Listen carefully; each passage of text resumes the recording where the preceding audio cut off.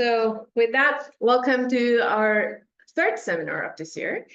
And today we have Dr. Ajay Ganesh with us, who is presenting on multivariate data visualization techniques relevant to the geotechnical engineering. Dr. Ajay Ganesh is a data enthusiast working as a research associate with a multidisciplinary background, solving data-driven decision-making problems at the crossroads of complex spatio-temporal systems engineering and artificial intelligence at the University of Alberta.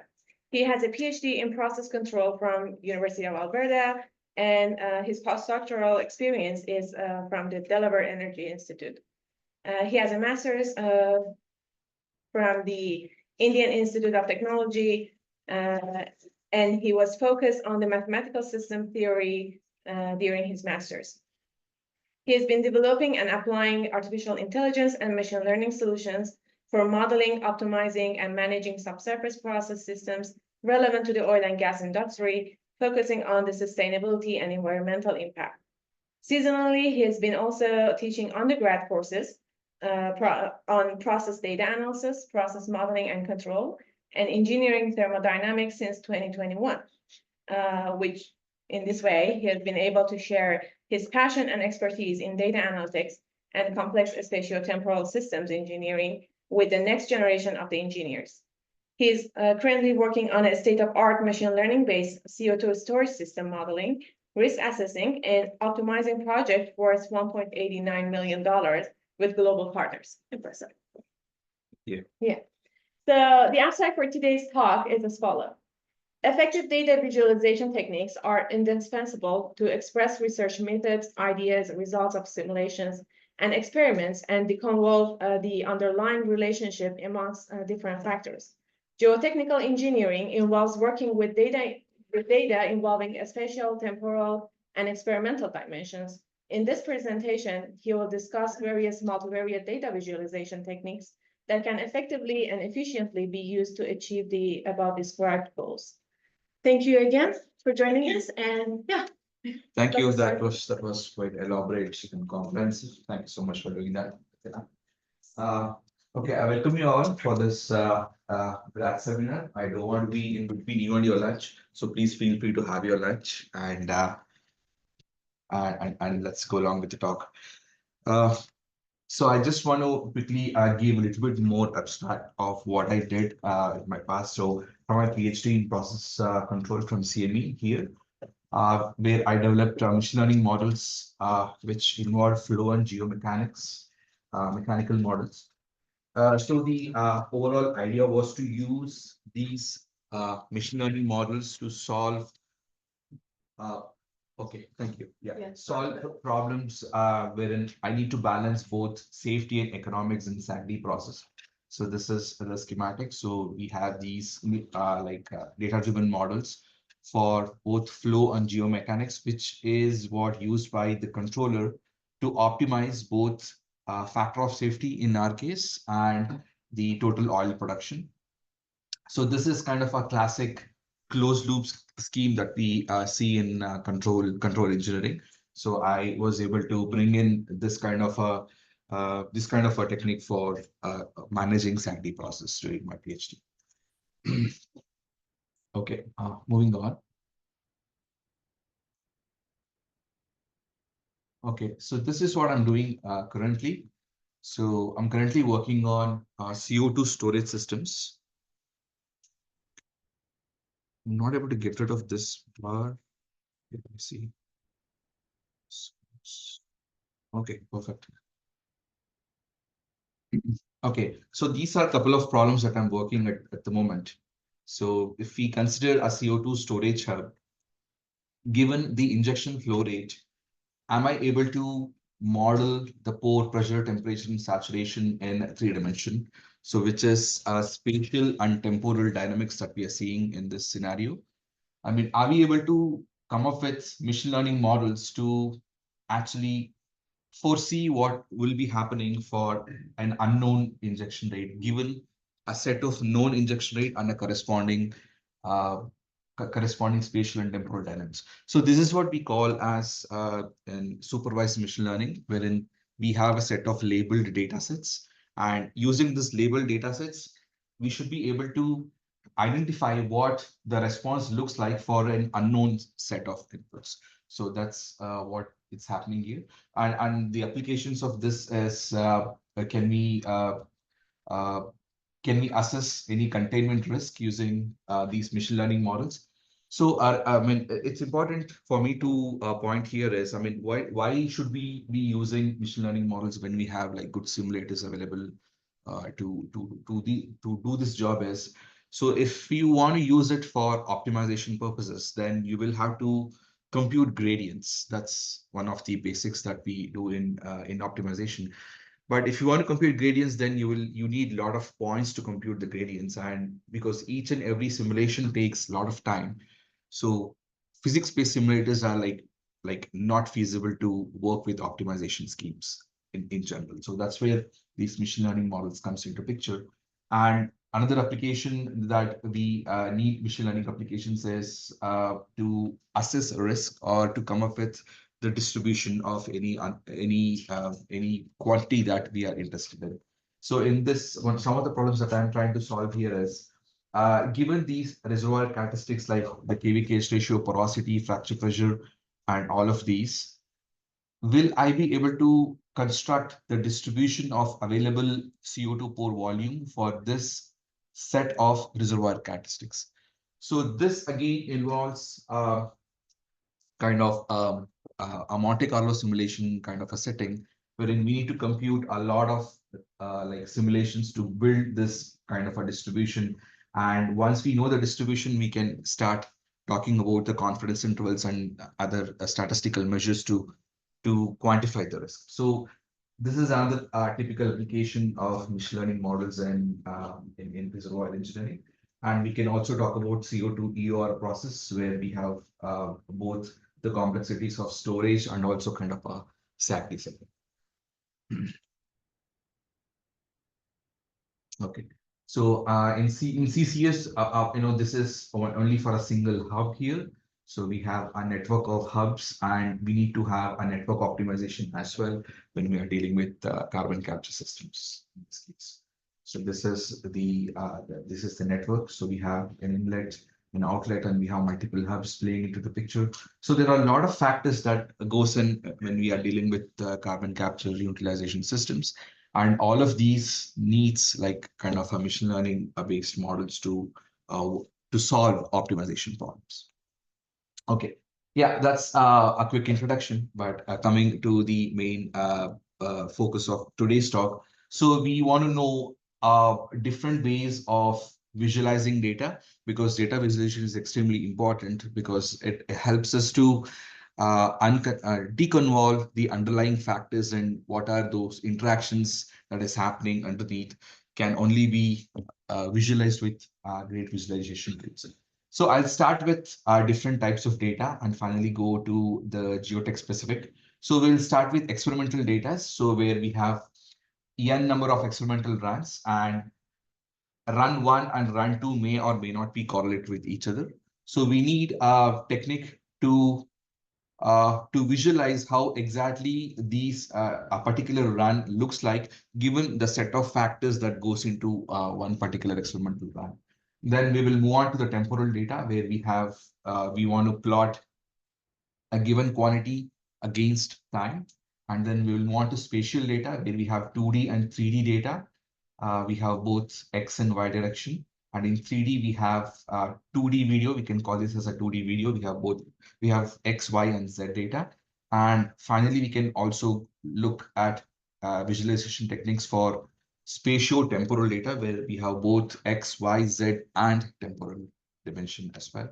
Then we will look at statistical metrics, or how to visualize errors, quartiles, using visualization for statistical matrices. And then finally, we'll move on to geotech specific, where we will see how to use visualization tools for well log data and GIS data. Okay, so this is typical experimental data. This is how it looks like. I mean, most of you are familiar with this. So I'm just taking a typical data that I have come across in my research. So let's say we have like a dozen of runs here. So on each of the run has its own, I have like around 11 factors that is going into each of these run. And each of these 12 runs are totally different. They are not dependent on run 1 all the way till run 12. They are independent 12 different runs, having 11 different factors here.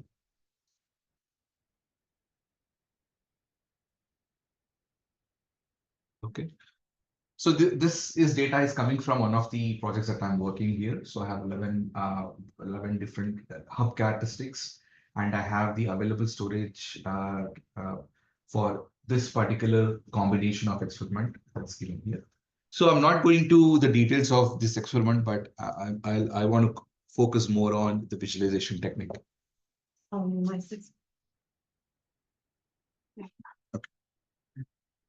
Okay, so this plot is called a radar plot or a polygon plot. So this helps us to visualize each and every experimental run. So I'm showing you only 3 runs, but we can have like for all of the dozen experimental runs I had, I can have 1 dozen radar plot. So the description of the plot is like this. See, so we have a circle here, and we have all the 11 factors that is going on the radii of the circle. We have normalized all of the factors that goes into my experiment between 0 and 1. So for example, here the reservoir pressure could go from maybe from 1 megapascal all the way to 100 megapascal, but I have normalized it from 0 to 1. So if I say 0.35, then it corresponds to probably 35 megapascal, just as an example. Okay. And similarly for porosity, reservoir depth, sandstone thickness, CO2, the exponents, and all of these. So each and every experiment now has a set of these factors, and all of those form one single point on each of these axes. And when you join all of those points on all of these axes, you will get a kind of a polygon. So here, because we have 11 factors, so we can probably call it kind of a dodecahedron or something. So we have this polygon having 11 sides, and we can also color this polygon based on a kind of a color plot where the hue of this color represents the output quantity that we want to represent. So that's kind of an enhancement that we can do. But this polygon plot is kind of a good representation. For example, let's say if 2 runs are almost identical, then you can visualize that as polygon being identical. If the polygons are quite different, like as in this case, we can conclude that the experimental runs are also quite varying in nature. So they are like not nearby. So this is one way to visualize experimental runs. We call this as polygon or the radar. Okay, now coming to the temporal data. So I think most of you are familiar with this kind of a data. So wherein we have data varying in time. So all the way from, and this kind of a plot is called a stem plot, where this is discrete in nature, and the height of each of these stem corresponds to uh, the value of the particular quantity at this particular instant in time. So we can also have kind of a comparison plot, and we can also have something continuous in nature. So all of these are typical examples of temporal data plotting.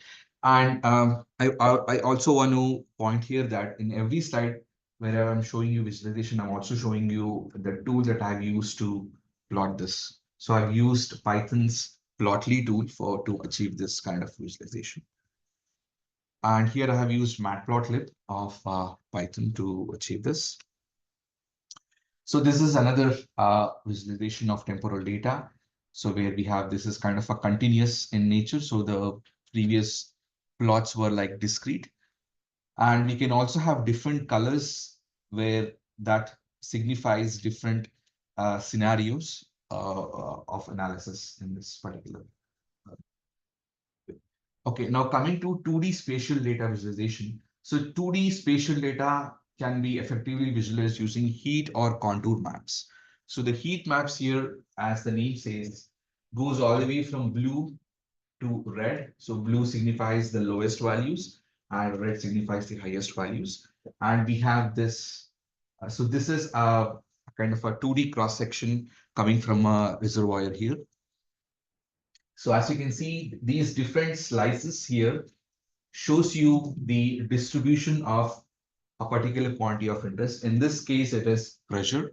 So, sorry, in this case, it's saturation. So that's why you have saturation value going all the way from 0 to 0.004. That's why it's called a heat plot. So we can also draw contours here. See, for example, you see here we have same color here, which is teal or cyan, we can say. So if you can draw a curve or a polygon here covering, then that polygon actually is referring to the locus of all the points having the same value here. So that's called a contour. So we can also have a contour drawn here to signify the points which are like having same values. That is also possible. So this is another set of examples that I want to show. So this is again heat map. So we have, so this is a temperature data. So it's the scale is also shown here.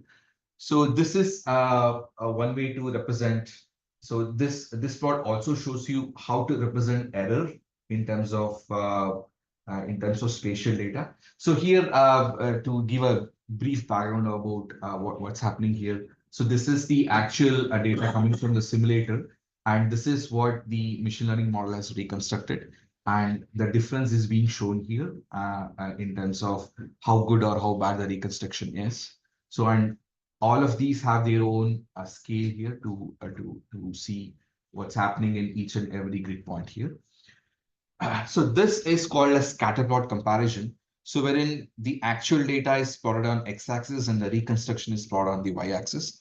So if it's a perfect reconstruction, then if the actual data is in exact match with the reconstruction data, then all of these points should lie in this 45-degree line. If there is any deviation in the reconstruction, then you can see this plot is actually a little bit away from this 45-degree reconstruction. Then that shows that there is some error in reconstruction.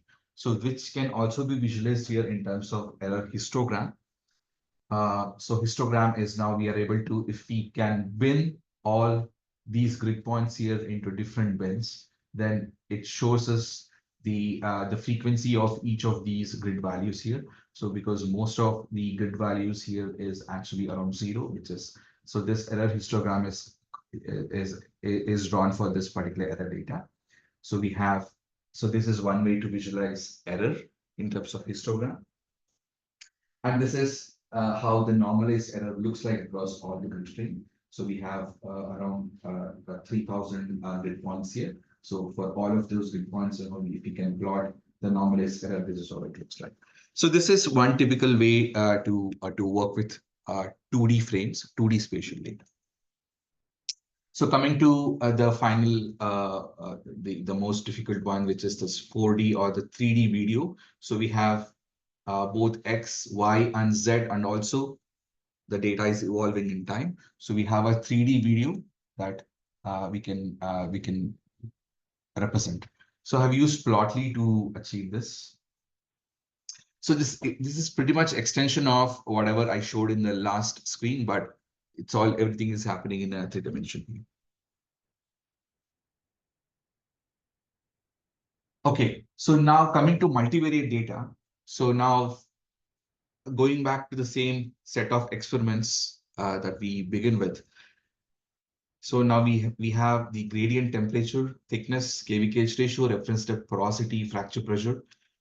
Now we want to see how similar or how different each of these with respect to each other. So that's where we have these multiple scatter plot, which we call, which is usually the first step. Whenever you have multivariate data, this is the first plot you should think of plotting it, because it shows you on the diagonal, it shows you the distribution of each of these factors over all the experimental runs. And here, if we look at this plot, so this is how the porosity is varying against the fracture pressure. So you have this kind of a distribution. So why is this plot important? So if you look at the pattern here, for example, let's say this is how the reference depth is varying against the fracture pressure for all the experimental runs. You see that there is a direct correlation because you can see there is a direct line that we can draw here. So that means that the reference depth is directly correlated with the fracture pressure. So if you were to just look at the spreadsheet as it is, then you will never know if there is one quantity is in correlation with the other. So only through these scatter plots we will know that if there is any correlation that exists between these factors. So we can also talk about other things like if they are like well correlated, or if they are, there is one more example here, fracture pressure versus reference depth. It's again the same because it's going to be a symmetric distribution here. So whatever is happening here is going to be happening here.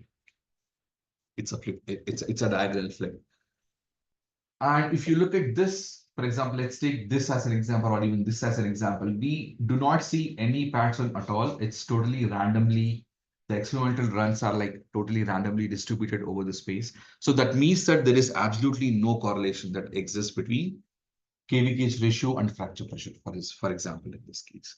So this is how we can actually untangle all the correlations or non-correlation that exists between multivariate factors whenever we have multivariate data. Okay. And I have used pandas for this plot. So this is an extended version of the scatter plot that I just showed in the previous figure. So wherein I have like more than a dozen factors that is playing in this particular example. But I have now color coded. So now I have translated the correlation that I just spoke in the last slide into a mathematical number here. And the correlation now goes all the way from 0 to 1. And each of these blocks are color coded based on the correlation. So if you see absolute 1 because the factor is absolutely correlated with itself. So this is what we have 1, which is dark 1 in dark red in color. So that sits on a diagonal. And any other value you see here on this side or on this side is actually giving you a good visualization of if there exists a correlation between one quantity or the other. So let's take this example. So we have 0.99, which is almost same as 1. Now this block corresponds to the fracture pressure in correlation with the reference depth. And similarly, you see we have 0.78, which is like almost correlated. So this corresponds to reservoir temperature being correlated to the thermal gradient. And there is absolutely no correlation, in these cases where we have like, let's take this example, it's minus 0.0087. So porosity is almost not correlated with the permeability and the horizontal direction. So these are one of the good ways to visualize, and also you don't need to spend a lot of efforts to understand this particular chart. Okay. Okay, now I want to show you one more visualization called the parallel coordinates. For that, I want to open this HTML file.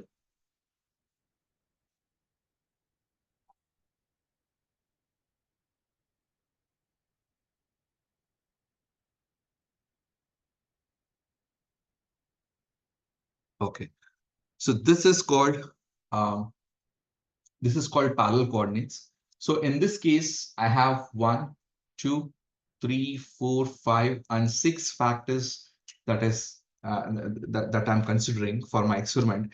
And these lines that you see here, they're all experimental runs. So for example, I can draw a line here. And now this tells me that the experimental run, see now the experimental runs are also being color coded here. You can look at the index here. And for this experimental run, the fracture pressure is around 49 and the porosity is almost near 0.25. and the reference depth is around 2750. KV-KH ratio is around 0.2, like this. So we can visualize each and every experimental run using this kind of a plot. It's called a parallel coordinates plot. And also it's interactive in nature, so you can draw a line wherever you want, and it's actually going to show you those runs which pass through this particular kind of a window. So you can draw these windows wherever you want.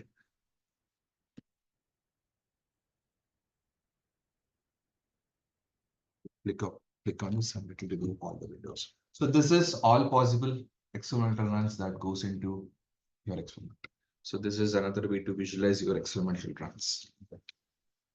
Okay. Okay. Let me go to the next plot. So the next plot is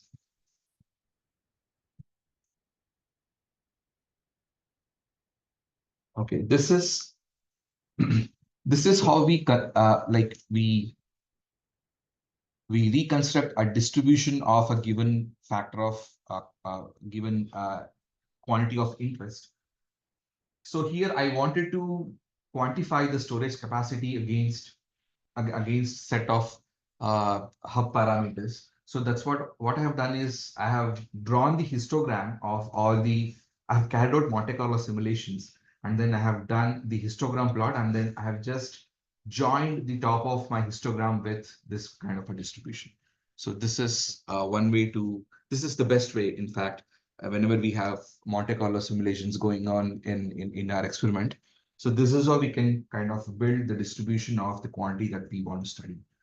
So as soon as we have this kind of a distribution that is built, we can compute the statistics in terms of like mean, median, what is the mode, the first mode, and what is the standard deviation. And we can also compute something called skewness or kurtosis.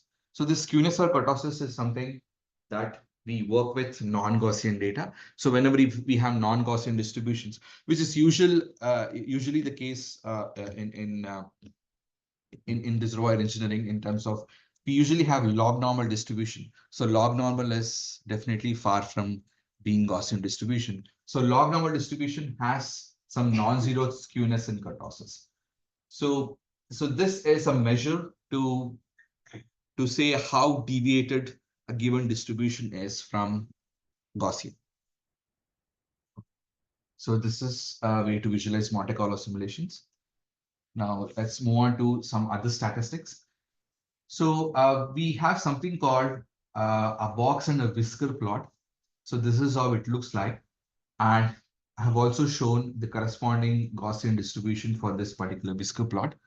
So what we have here is, we have the 3 sigma, the minus 3 sigma, and the plus 3 sigma becomes the end of this particular whisker. So this is called the whisker, and this is called the box.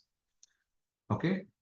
And we have the first quartile, or the 1 sigma in the Gaussian distribution case, becomes the left edge of the box, and the quartile 3 becomes the second edge or the farther edge of the block, and we have a median that sits in between Q1 and Q3.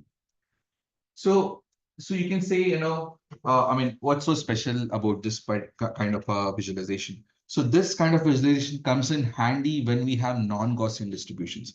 You can see it's quite symmetric. The box plot is quite symmetric whenever we have the Gaussian distribution, but whenever the distribution is not symmetric, then you can have the box coming and sitting almost here, because the first quartile is very near to the almost 3 sigma, negative 3 sigma. So to visualize non-Gaussian distribution, this box and whisker plot is quite helpful. AJ, Yeah. to interrupt you, but then when you reshare your slides, it's showing the preview with the slides. Okay. So You want me to change it? You can do this. Good. yeah, cool. Thank you. Okay. Okay, so this is another way to, this is a simplified version of the box and whisker plot, where we are only trying to visualize the range of the data and the mean and standard deviation. Only basics. Not, I mean, we are not interested in quartiles, but we are only interested in the mean and standard deviation, then you can have a plot like this. So this red dot here shows the mean, and we have small whiskers. The shorter whisker here shows you the standard deviation, and the big whisker, the larger whisker, shows you the whole range of the data. So this is again useful in comparative insights into the statistics of the data. Okay. So this is another plot called the violin box plot.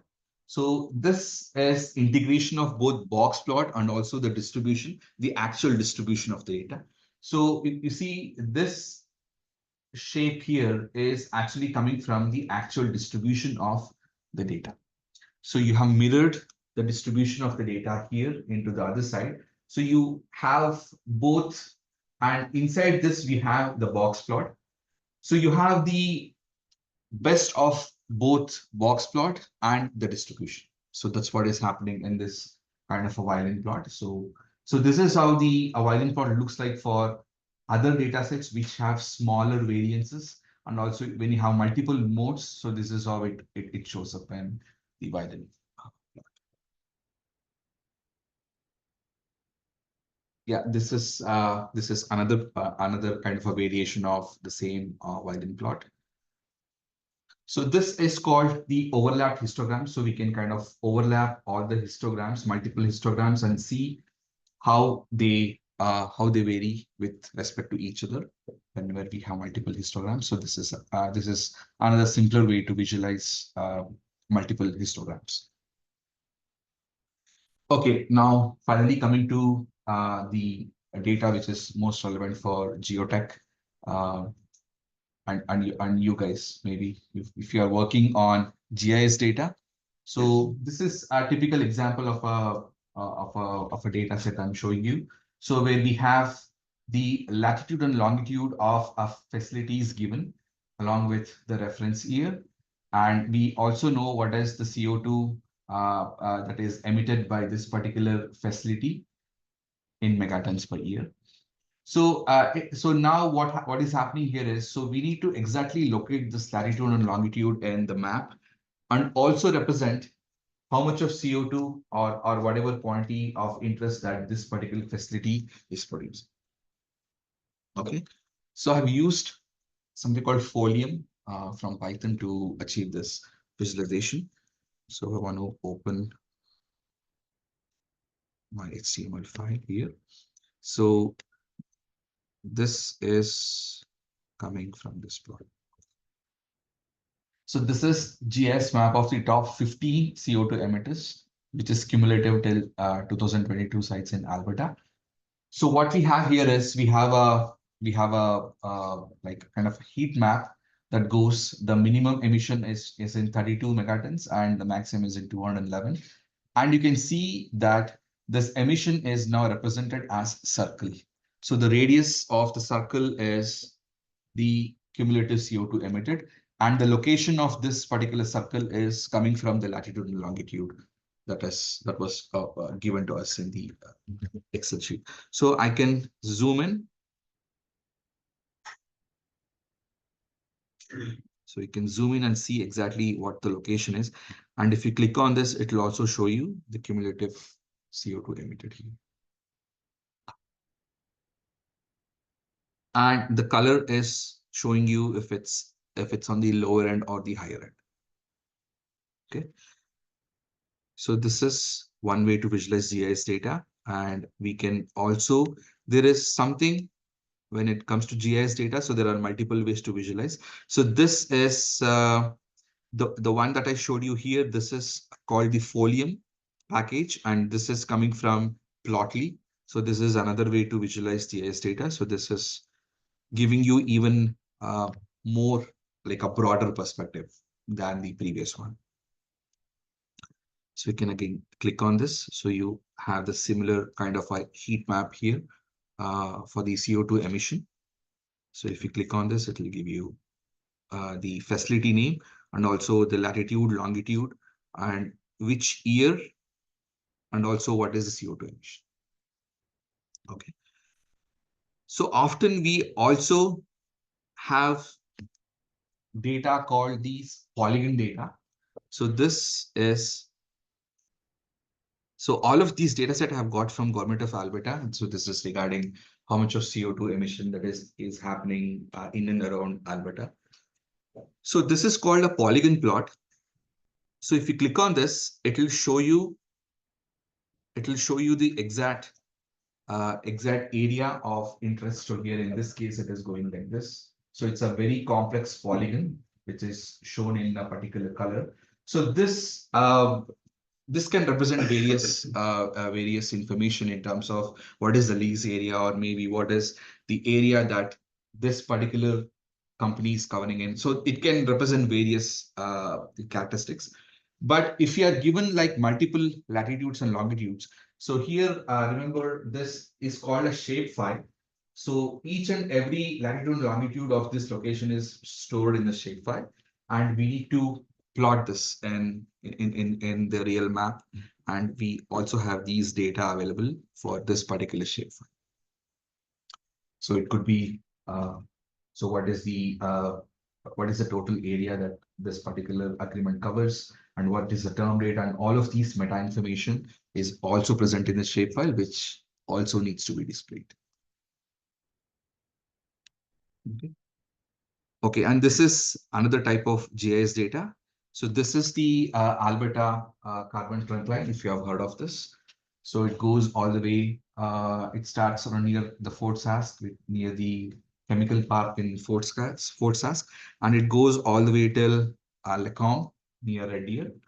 And this is the path of this pipeline that goes all the way throughout our province.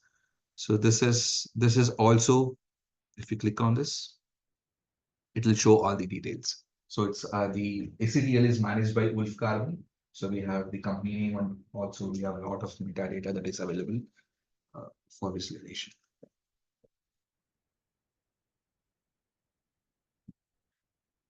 Yeah, going back to our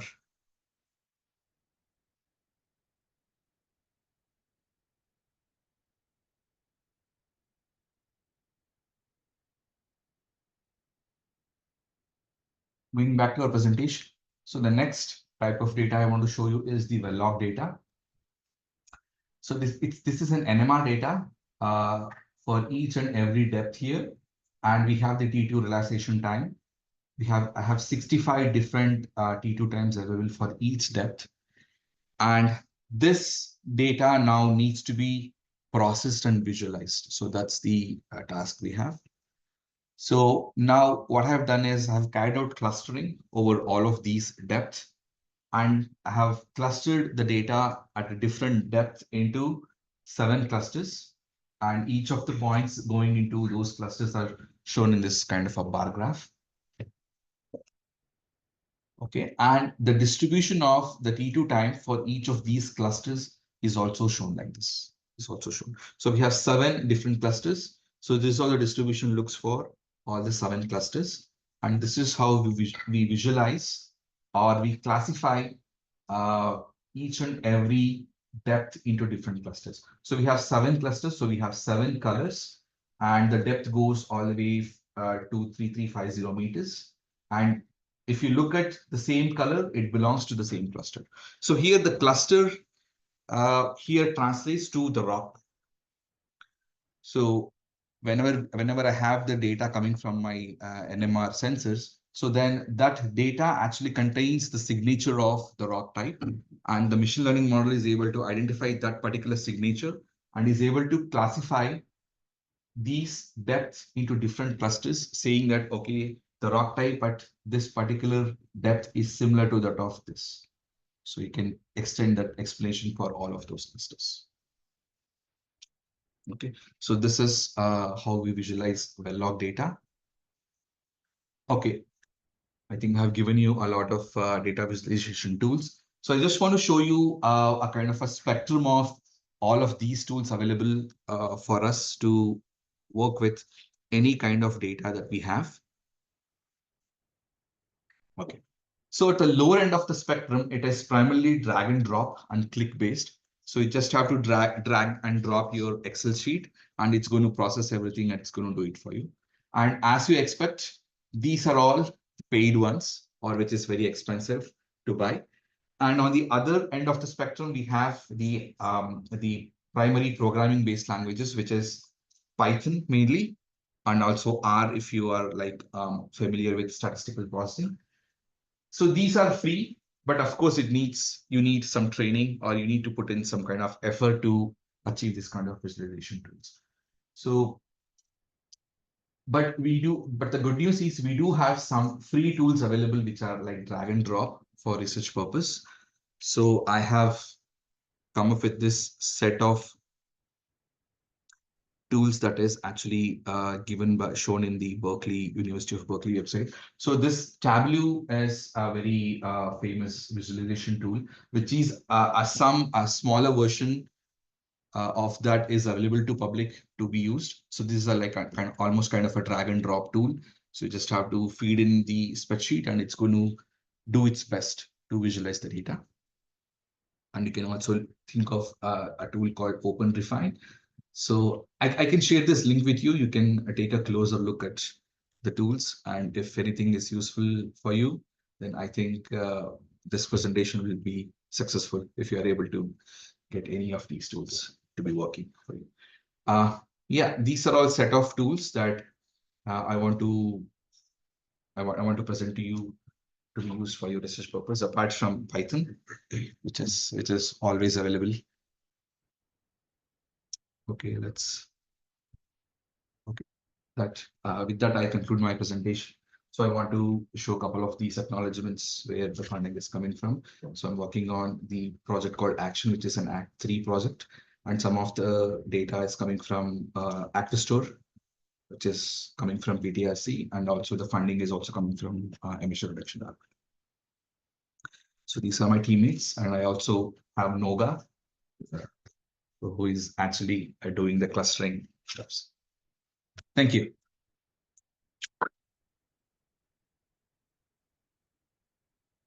Thank you, Ajay, for this useful presentation. Now, if you have any questions, just raise your hands. I could just brought the mic to you. Yeah. I think. Oh, well, it doesn't really work. Okay. Thank you for your presentation. And then I know it's mostly about data visualization, but I have another question. Could you please go back to slide number 4? Or at first number 2 and then number 4 is better. Yes. Okay. Wait.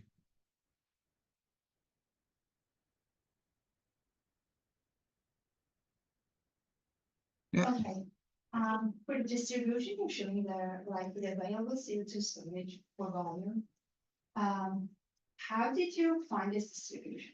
I mean, you have some kind of properties that you're looking at. Correct. But finally, after running the simulation, how do you find that average CO2? Okay, that brings me to this particular spreadsheet. So I have actually around the 99 set of these simulation runs that was run. So, and each of these 99 runs are independent, and each of those 99 runs have their own set of permeability, HV, and all of these, and the corresponding available CO2. So I know discrete set of values here for different experimental runs. So now I need to come up with a machine learning model that actually learns from all of these 99 simulations. And now it should be able to tell me what is the available CO2 for an experimental run, which is not present in any of these 99 runs. So that's the machine learning model that I have developed. And using that machine learning model now, which is also computationally not very heavy, like as compared to my simulations. So now this machine learning model is now able to generate this distribution for me, the available CO2 for any combination of experimental. So that's how I have come up with the distribution. So that distribution is coming from 99 simulations that you know the data for it. Correct. Basically coming from that, but those 99 set of runs were used to train my machine learning model. And now machine learning model is now able to actually extend it to any set of experimental runs, not just 99. Okay. Yeah. And then how did you decide for just numbers? Like you train your model with 99 sets? Oh, that's a good question. So this these numbers are coming from, again, something called statistical sampling. We call it as Latin hypercube sampling. So given the lowest and the highest range of these, for example, if we set the maximum minimum value that the permeability H can take, then I need to sample these between this lower and upper bound so that there is no overlap for the rest of the other runs. So this is what is called the Latin hypercube sampling. So through that, I have sampled all of these 99 runs. Okay, so you have a maximum, a minimum, and then you decide how to sample. Correct. Yes. Yes. Thank you so much.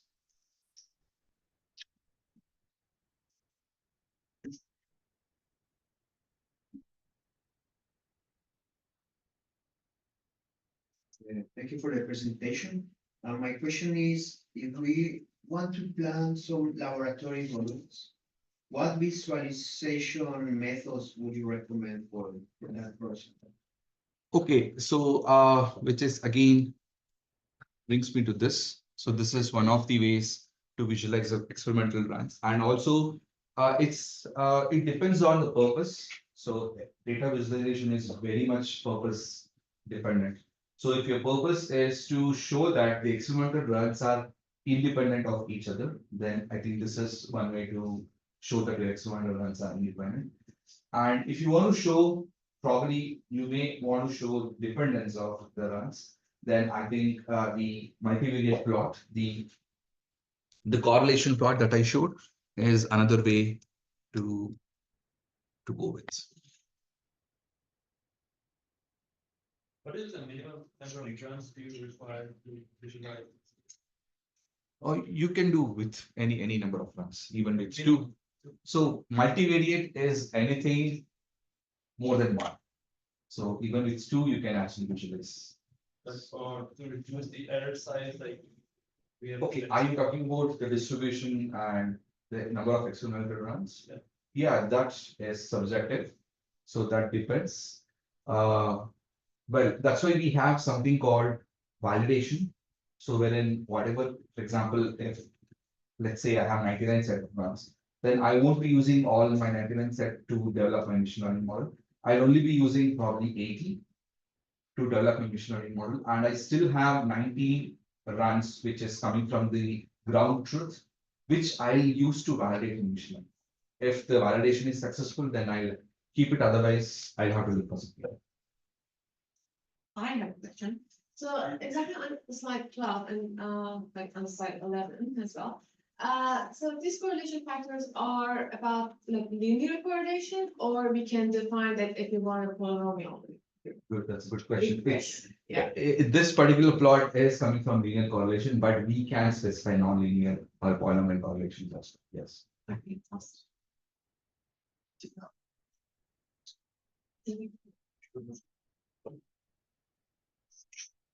Thank you, Ajay. Always great presentation. Just interested in the number of training samples that you have. You mentioned 99 simulations, right? And you use artificial neural network. Yes. Well, what's the R-square of MSE after using 99 simulations?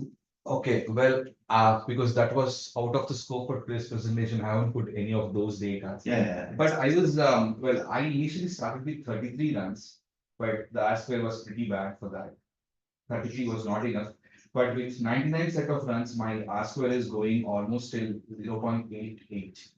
So which is good. My R-square for 33 was around 0.2. But for 99, it does come up to 0.85. We chatted about because oil simulation is a homogeneous model, right? We chatted about that. Correct. Yes. When there is heterogeneity involved, and it would be more straightforward to use CNN or use some other, like we can directly take the realizations. Correct, but even CNN is mainly useful when you want to predict spatially, you want to predict the whole frame, or you want to predict the whole 3D data. But in this case, it was not the intention was not to predict spatially or Specifically looking at storage capacity. Yeah, specifically the number of storage capacity. But you were showing some visualizations. Yes. In 3D, in 4D. Correct. these spatial Yeah, for the 4D, I have done both CNN and also have done something called tensor-based techniques. So which are actually almost as good as CNN. So which actually kind of the tensor-based decomposition also takes care of the heterogeneity, because now it's no more just 2D, but we are decomposing it using tensors in 3D. So the result that I show here is coming from the tensor. Thank you. One more question related to your talk today. So you were visualizing, like, for example, the CCS side and also the pipelines, right? Yes. So what's the reason behind it? Why you want to do that? Okay. Those information available on the Yes. Alberta website, right? Yes.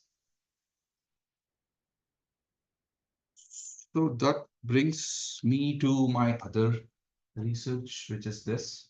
So it's not just hub, but we also have to look at the network. So if I know the details of the network, then I will know the thermodynamics of the CO2. So what is the state? What is the temperature? What given temperature and pressure? What will be the state and the outlet pressure at given hubs? So if I have to compute that, then I need to know the paths that the CO2 takes. So that's where those things come in. So you want to develop a closed loop management system similar to SimCCS. Yeah, it's SimCCS is very much detailed, but the one that I'm trying to do here is specific one. SimCCS does it Oh, for. yours is much better than SimCCS because they only consider transportation cost. Yes. Yours has also the CO2 storage and also consider that. Okay. Yes. Okay, now I know the reason behind it. Very interesting work. Thank Thank you. you. Yeah. Well, actually, the 2 months ago, I did present the machine learning techniques one, so that's why I haven't included any of those slides. I wanted to just give the data visualization. Yes. More questions? Okay. Thank you. Thank you so much.